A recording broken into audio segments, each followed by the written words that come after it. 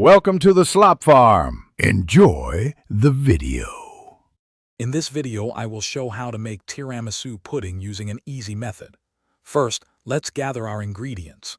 You'll need about 8 ounces of mascarpone cheese, 1 package of ladyfingers, and 1 cup of strong, cooled coffee.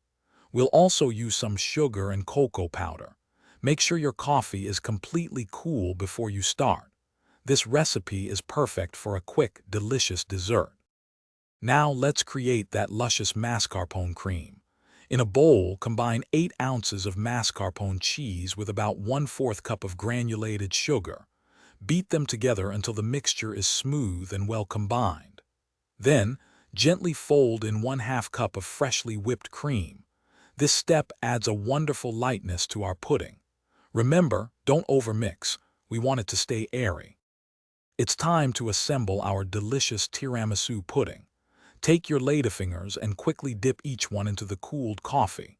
Be careful not to soak them too long, just a quick dip. Arrange a single layer of these coffee-soaked ladyfingers at the bottom of your 8 by 8-inch dish. Then, spread half of your creamy mascarpone mixture evenly over this first layer. To finish, repeat the layering process. Another layer of coffee-dipped ladyfingers, followed by the rest of your mascarpone cream.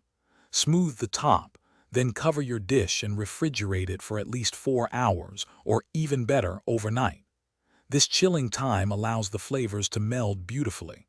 Before serving, dust generously with cocoa powder.